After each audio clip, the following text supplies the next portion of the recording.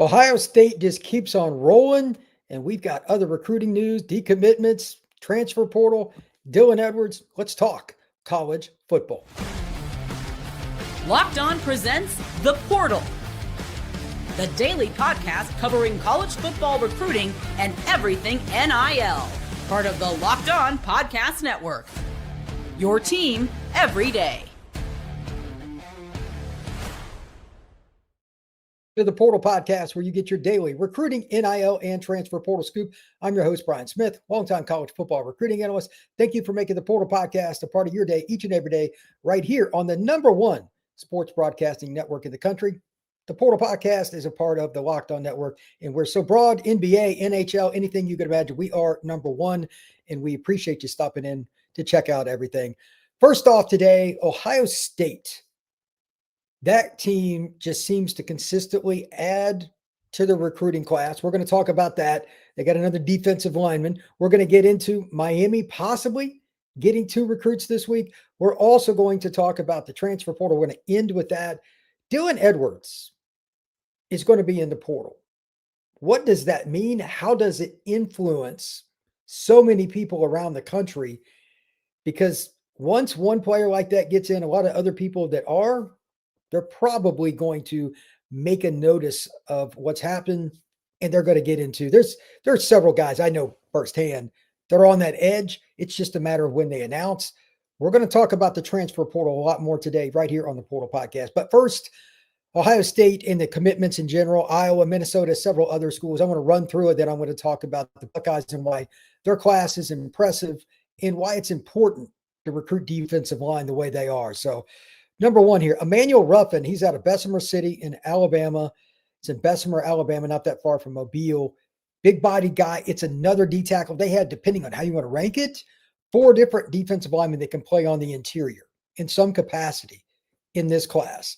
Ruffin's 295 pounds. He's a kid that Bama, Tennessee, Georgia, those kinds of programs are going to go after. And he's taking his talents all the way north to Columbus, Ohio. The rich get richer here. This is a top 200 player by just about any metric. And for the record, 24/7 has him as a player that's ranked number 123 in the country. If Ohio State continues to get some of the kids in the north like they normally do, get a California kid like Wilder, who I think is as good a defensive tackle recruit as there is in the country, and they supplement it with guys like Ruffin, it's going to be really hard to beat the Buckeyes in years to come. Like, I think they're the best team this year. I don't see that really changing a whole lot. Talking about recruits that make a difference, J.J. Dunnigan. This is an athlete. I don't know if he'll end up at safety, nickel, or corner. 24/7 has him listed as a corner, 6'2", 190 pounds, give or take. He's out of Manhattan, Kansas, which is where K-State's at. He was committed to Kansas. Now he has flipped his commitment to the Miami Hurricanes. They're starting to play better on defense this year, obviously, compared to last year. This is a big pickup for Cristobal and his staff. Finding guys with this much length and athleticism is not easy. I took notice of Dunnigan at the Under Armour All-American practices last year. I'm like, who is that guy? Then I went and talked to him, great kid. And I'm like, he's just a random guy. Like, he's got family ties, I believe, to K-State. His dad, I think, played there. But like the way he moves, you think of somebody that plays center field in baseball and just runs the alleys and chases down what would otherwise be doubles. He takes them away. That's what he could be as a free safety, and he could be a big corner for him too. That'll take care of itself, but that's a really good player. Hudson Altman, defensive lineman from the greater Columbus, Ohio area. He's going to Michigan State. West Virginia gets Mekhi Boone out of St. Edward, one of the better programs up in the northern part of Ohio, in Lakewood on the edge of Cleveland. There's some other commitments, but I also want to bring up something else that's very, very important here. Iowa and Minnesota and some of these schools, they're doing a good job, not just finding guys that everybody wants. You have to win different ways. Some of these schools kind of go under the radar with what they've done. Like Minnesota, Derek Salley, a wide receiver, 6'4", 210. He's a junior college kid. Give props to Minnesota. They got him, and they also got KJ Henson, another junior college kid, a defensive lineman, 290-pounder. Same deal. Hutchinson, junior college, out in Kansas. This is smart recruiting. It's hard to get a lot of elite kids to go to Minnesota. Good job by them. And then Traden Bessinger, rival of Minnesota. He's headed to Iowa, quarterback. What do I know is Iowa could use some better quarterback play. He's a good player out of the state of Utah. He's got some size, 6'4", 210. Be nice to see Iowa be able to throw the ball around. So there are some interesting commitments, but we're not done there. It's the other side of the coin we always have to talk about a little bit. Alfred Washington is decommitting from Marshall. Sounds like it's going to be Illinois. He's an offensive tackle. That's another junior college kid. Northeast Mississippi Community College. I went and watched his film today. That's a good athlete. If he ends up at Illinois, that's going to be a big pickup for Brett Bielema. Congrats to him. These little things that we don't talk about enough, like the linemen, they don't get a lot of press in recruiting. But when it comes to the portal, the linemen are the ones that are the shortest number of. Illinois smart, Minnesota smart, etc. Find a JUCO kid, it's the same thing. He's got a couple of years of eligibility, and that new rule because of Diego Pavia suing for it, they're going to get at least one more year extra anyway. So you get 5 years to play if you go to JUCO ball. So I like these pickups for the JUCO kids, and I think it's good. DeAnthony Lafayette was a kid from Lake Nona High School in Orlando that went to LSU. He's decommitted. It sounds like he's also going to end up at Miami. Maybe it doesn't end up being there, but I think that's where he's going to go. Javian Raymond, a kid out of Monterey, Lubbock, Texas, a defensive lineman, also decommitted from Utah. That's of note. And then just on the portal side here, real quick, again, I'm going to get into this more, but I want to mention it. Dylan Edwards is supposed to get into the portal for Kansas State. That is an electric athlete. I've seen that kid run live right in front of me. That is different. He's sub 4.4. He can make guys miss in space. I think he is where the dam breaks. We're going to see some other big names this week. And as we kind of roll on here, just overall theme with these teams, pay particular attention to defensive linemen. I've also been just tipped off right before I went live today about another defensive lineman that was committed to Penn State that's going to flip to another school. I'm going to let the young man do it. Watch where the defensive linemen go. Watch where the offensive linemen go down the stretch. It is very, very important. If they can do that, any of these schools that, like, let's just say are on the fringe, Missouri, Miami, BYU, Texas Tech again, the schools that are knocking on the door to get in the playoff are barely in right now. Moving forward, if they can just add a couple more linemen, they will assure themselves of getting in future years. That's the difference. Miami, like, they're taking hits right now because of their ranking and how they played recently. They haven't taken a backseat in recruiting. Give them credit. By the way, Miami staff does a tremendous job.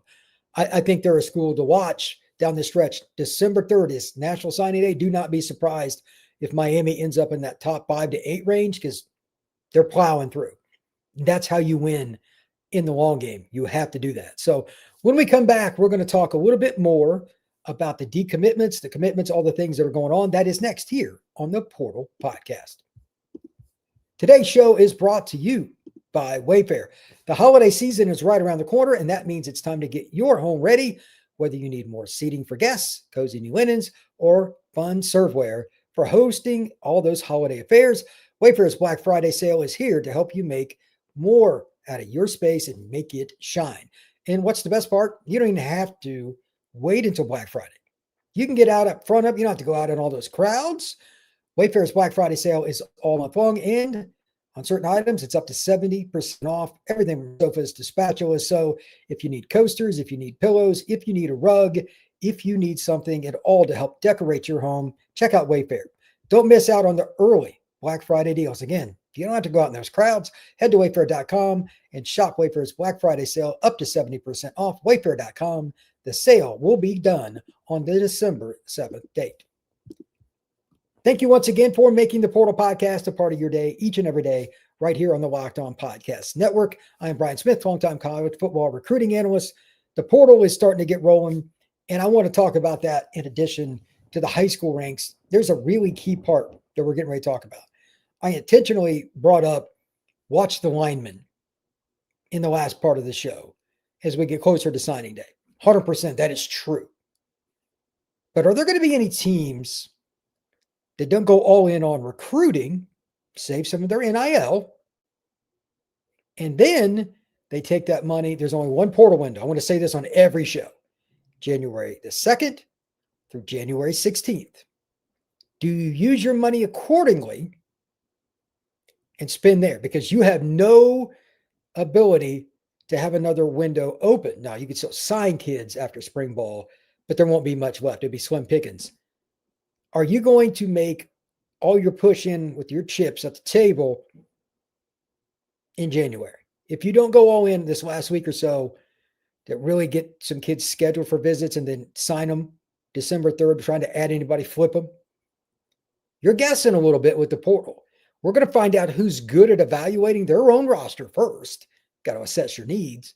Then second, go out and get players that fit your program before you go through the spring window in terms of practice. It's hard. Let me give you an example of a team that does a tremendous job of it. And they're another that's on the cusp of being a playoff team. This year they got hit with the injury bug and it killed them. That's Missouri. Eli Drinkwitz and his staff, they went out and got Harding, great running back. They go out and they get a stud defensive end and Damon Wilson from Georgia.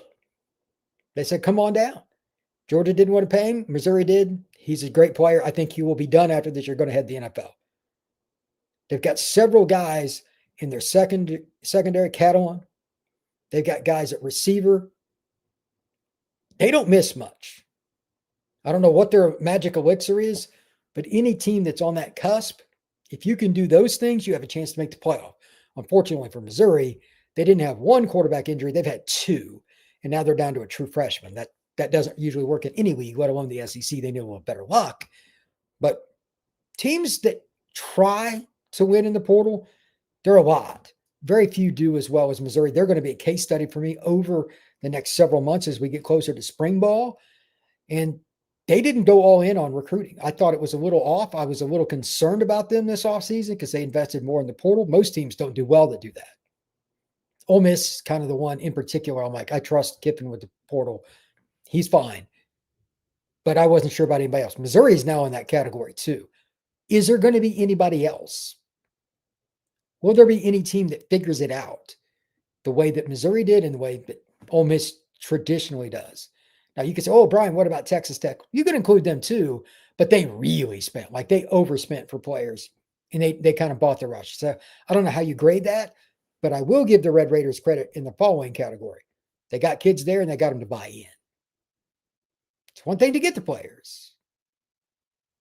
It's quite another to get them to buy into the team concept and be good. They didn't beat BYU this weekend. They took their soul. They just sucked the life out of them. 29-7. BYU's a good football team. They crushed them, and it was up front. They couldn't block them. They just took their soul. They just sucked it right out of them. It was over by halftime. The portal. Both defensive ends. Lee Hunter at D-tackle. Good guy, by the way. They got those guys in the portal. They made it happen. And to be honest with you, Texas Tech's not somebody I'd want to play in the playoff. Now, here's my next question. Who am I missing? What league have I not talked about at all today besides one school, and that's Miami? The ACC. I actually just did a show with Kenton Gibbs and Alex Dono on Locked On ACC. And I asked them this question. I'm going to ask everybody here the same. Which teams outside of Louisville, Florida State, and Miami, which habitually invest in the portal, which teams in the ACC did so broadly? Now, I know there's Mensa at Duke. Got it. Chandler Morris over at Virginia. Good player. And they both sprinkled in some players here and there. But which ACC teams that had any kind of a roster, any kind of semblance of staff, consistency, like I understand North Carolina went and got a bunch of guys, but they didn't get a lot of studs. And it's a new cycle at UNC and Chapel Hill. Throw them to the side. Which teams really invested? NC State, Wake Forest. Did Virginia really invest? Did Syracuse invest? Did Boston College invest? Stanford, Cal? Nobody did out of those. SMU to a certain degree. They're the one that I'm really watching. But that's a league moving forward that it needs to figure it out, because if not SMU, I'm telling you now, they're my pick to win the ACC next year. They just totally screwed up the league when they beat Miami. Because now that league is like, are we going to have anybody? It's not out of the realm. The ACC doesn't get in. It's unlikely, but it's the 5 best leagues. It's not guaranteed for the ACC. You just figured it would be. But at the same time, probably Duke, maybe Pittsburgh, maybe it's Georgia Tech. I don't know. But that league's struggling. Somebody not named SMU needs to invest that actually has a head coach that knows what he's doing. Yes, I'm taking a shot at Mike Norvell because I run Locked On Seminoles as well. Somebody in that league needs to figure out the NIL thing, invest in their program at head coach and the portal, not one or the other, both, because these teams like Missouri, they got that SEC moniker on the jersey, on the hoodies, on the hats, on the t-shirts. It's harder. You're going to have to spend more while you're in the ACC, whether you like it or not, or SMU is going to take it over. How ironic, a team in Dallas might. I don't trust Miami with Cristobal. They're going to win some. They're doing good with recruiting, but he's got to prove it. Louisville just got beat by Cal. Come on, man. Come on, man. Cal at home? At home? I don't understand that. That Brahm's a very good coach, but one game a year, every year, they just get beat by somebody. You're like, really? Did that really just happen? And then on top of that, here's the other big part. I still don't even have an inkling. I don't have a lead on another ACC team. Outside of those 3, Louisville, Florida State, and Miami that invest, that are traditional ACC teams that I think are headed in the right direction. It's the newbie. It's SMU. Who is going to join that fray? And I'll get into the Mike Norvell comments later this week. I have some thoughts I want to share there after I find out more, and I'll probably share quite a bit of that on Locked On Seminoles throughout the week too, but I think that's part of it. We're going to see a really big shakeup in that league, and it's wild. When we come back, though, I have a question for everybody I'm going to ask now. I want you to think about it over the break. If you could get somebody that is not a lineman, like linemen are the premium in the portal, let's throw those to the side. Which position do you want and why? If it can't be an offensive or defensive lineman, let's throw quarterback out too. Those are the 3 spots everybody talks about in the portal because they're the hardest to get. Which position do you want? Why is it that you want that player? Is it because of the school you root for, they need it, or is it a guy you always need one at that spot? That is next here on the Portal Podcast. Today's show is brought to you by FanDuel, where the NBA is back, and there's no better place to get in the action than FanDuel, the official sports betting partner of the NBA. Even if you missed the start of the game, or if you just want to ride the hot hand on the game that you're watching, FanDuel has live bets on everything from who will score next to those fourth quarter comebacks that are always fun to watch.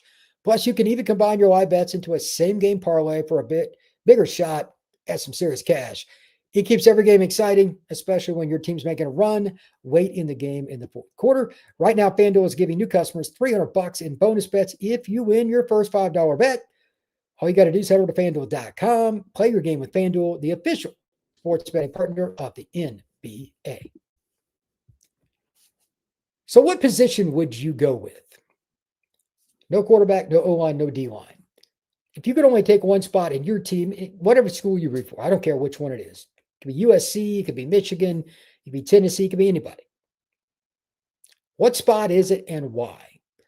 For me, it's usually corner, but it's not necessarily an easy fit. Sometimes there will be corners that are good, maybe not. Beyond that, I'm going to get really specific. It's not wide receiver, it's boundary wide receiver. And for those who don't know, what does that mean? That is the guy that plays closest to the offensive tackle on the short side of the field, but it's usually a big-bodied guy, and it's about measurables. 6'3", 210, maybe bigger. Something like Malachi Fields, who went from Virginia to Notre Dame this year. He's 6'4", 220, 225. Players like that change the game metrically.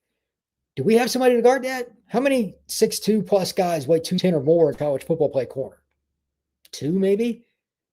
When you can find a boundary receiver, that's the spot that I would look at because they change games, not just catching the ball, but their red zone threats specifically. And in the run game, you got almost a tight end on the field to block. It changes how defenses guard you. But what do you think? Could be something else. Could it be a running back? Look at Hardy at Missouri. That guy is, holy cow, he's an animal. And to that end, something I brought up at the beginning of the show, Dylan Edwards from Kansas State is going to get in. That's the other thing. It's the versatile running back, not just running back, but guys that can catch, guys that can block, guys that can play in the slot. Maybe they can be return guys. The all-encompassing running back is a big fan from this guy right here. Dylan Edwards is somebody, he's not going to be at Kansas State. He's left the team. He's going to play for somebody else next year. How good is he going to be? I don't know. Depends on where he goes and how they use him. Really hard to say. Maybe he goes to SMU. I just talked about them. I'm telling you now, SMU is going to invest in their program. I think that would be a great fit. I think it would be a great fit. And if he goes there, don't be surprised. If he ended up, don't be surprised he ends up at Texas Tech either. That wouldn't surprise me at all because they'll probably pay. What about Southern Cal? Wouldn't surprise me there. Lots of different possibilities. And of course, there's always a chance he could end up playing football in the SEC. Maybe Auburn. Maybe it's Tennessee. All kinds of different programs it could be. But college football has a place for Dylan Edwards across the board. And I think he's as fascinating a player that's going to enter the portal as there is. And to me, again, he is the player that kicks off this whole thing. We're now closing in on the midway point in the month of November. We're 3-4 weeks out from kind of the playoff rankings being based, 4 weeks out from the playoff rankings being done after the championship weekend. Once that happens, it's the games, and then it's just the portal. The bowl games in between. We'll have some decent bowl games, but kind of giving up on those because most kids don't care about them anymore, sadly. Dylan Edwards, he's the kickoff point. Who do you want to see your team go after and why? Give me a position. Give me a thought on it. But right now, there are a lot of different teams that are probably thinking, you know what, we could probably use Dylan Edwards. Troy says, those Florida schools just cannot lock down the state in recruiting outside of money. The players have no reason to go there, and coaching is better everywhere but Florida, Florida State, and Miami. Troy, you're not wrong. That state, like right now, Billy Napier's fired at UF. I don't know when Norvell is going to get fired, but I assume it's going to be at the end of the season. I don't know. I'm up in the air on that. And then Mario Cristobal has been outcoached a number of times, and he really struggles when his team is a double-digit favorite. It's just true. So the state of Florida is in flux. And don't be surprised if Alex Golesh, the head coach at USF, he was a part of the staff at Tennessee that came up from UCF. He's coached at both those schools. Now he's at USF. Maybe he ends up at Florida. Maybe he ends up at Florida State. Who knows? Like the coaching carousel is really wild. So Troy, thank you very much for the comment. And if anybody's got anything they want to add on the coaching side, I'm always open to coaching commentary. Let me just pontificate a bit on this. Let me go over the list real quick. Here are the coaching carousel commentary points that need to be mentioned first. Penn State's open. Florida is open. LSU is open. Auburn is open. Those are all big boy jobs. Dealing with boosters more than you want by a long shot. Dealing with NIL more than you want. It's part of the package. But your recruiting base is really good at all those places. The resources, pretty darn good at all four of those as well. And there are more opportunities too. Oklahoma State, they got some resources there. The right guy goes there, you could be pretty successful at Oklahoma State. Oregon State's open. Colorado State's open. We don't know how many different jobs are going to eventually open its gates. Florida State, maybe. NC State, maybe. Don't forget about Virginia Tech. It's open too. All of these jobs make it interesting to see if Florida State comes open. To see if another job in the SEC, Kentucky could, but they owe a ton of money and like within 60 days or something. I'm not sure Stoops is going anywhere. How many more jobs? Dave Aranda at Baylor? All these jobs make it intriguing for an Alex Golesh.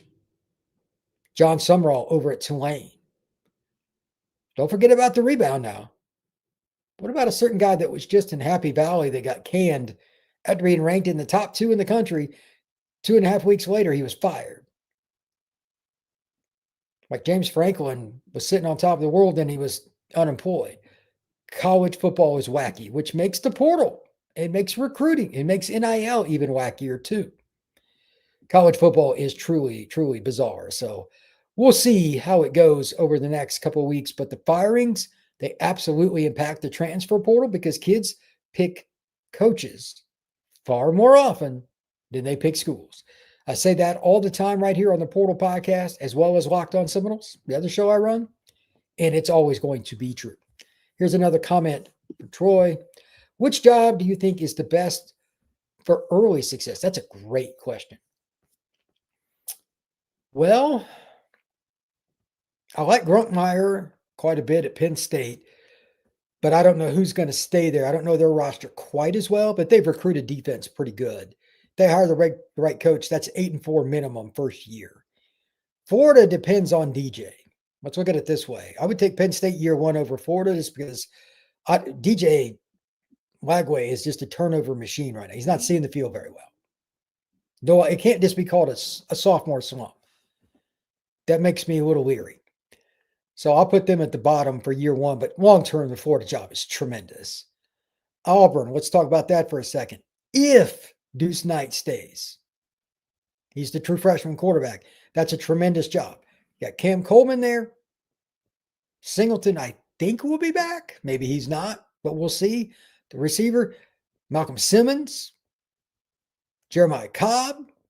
They got Morris Williams and a bunch of good defensive players. That's top 10 defense, in my opinion, in college football, no doubt. Year one, Auburn could be really good. Don't be shocked if they hire the right coach, if that's a team that's like 9-1 going into that off-week game before they play Bama next year in Tuscaloosa. Wouldn't shock me. But at the same time, if they hire the wrong coach and Deuce leaves, I don't know. There's also the possibility that Ashton Daniels, depending on what they do this week, when they play Mercer before they play Alabama at the end, if he redshirts, he could be back too. So the Auburn job is intriguing. That one might intrigue me as much as any outside of maybe Missouri. The Missouri job and Auburn are the two at the top of my board for this all season. But overall, if I had to just pick one for next year, I'm going to LSU, and I'm going to go for a couple of reasons. One, they've got a ton of talent at the skill spots on offense. I know you're shocked by that. Trey Green, tight end, is ridiculous. Barry, the receiver, running back, athlete, freakazoid that is labeled as a running back. I saw him the first time I saw him when he was a freshman in high school. He was playing receiver. And I'm like, he's better than anybody here. As a freshman at a 7-on-7 tournament in Lafayette, Louisiana, I'm like, who is this guy? Tremendous. Loved him. They're going to break out. They still got Caden Durham. They've got all those young offensive linemen. They got either 4 or 5 offensive linemen back for next year. Look out. If Michael Van Buren's the guy or somebody else, that, again, it's quarterback. It's iffy.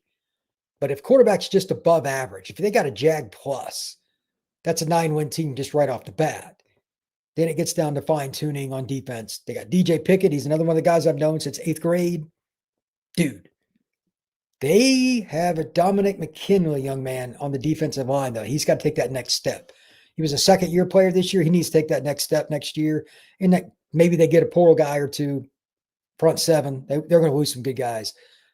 I think, does Whit Weeks have another year, or is he going to leave? That's something else. Somebody might have to answer that for me. But right now, year one, Auburn intrigues me the most. Penn State's possibility. I think Florida is the hardest to figure out because of DJ Lagway. LSU is the one I would bet on out of those because the skill talent on offense is gross. They've got Pickett. They've got Dominic McKinley. I like Van Buren. I need to see how he grows chemistry-wise with the LSU, but man, just a few portal additions. LSU, like minimum, should win 9 games next year. First-year coaches, there's always something that comes up and you get bit by somebody that you shouldn't. New systems and all that. I get it. But it would have surprised me if in year one LSU went to the playoff. No, not in the least. Personally, I think the Florida job long-term is safer because the state is in less flux. Like the governor's involved with the LSU and all that. That makes me nervous. But that team short-term, if you just want to hit right away, if I was a head coach and I had the option, LSU is one I would take because I think they've got the most roster ability of anybody. To the end, I appreciate everybody stopping in. We're going to do one of these every day. I had to do a little later today. I apologize for those who stopped in expecting me at noon. I was on another show, so I set it up for 12:15. But we'll be back on schedule, 12 noon Eastern, each day this week, talking recruits, decommitments, transfer portal, coaching news, and just everything that's kind of going along it's a lot of fun. So Troy just says I was one of the few people that thought Cignetti would leave Indiana for Penn State.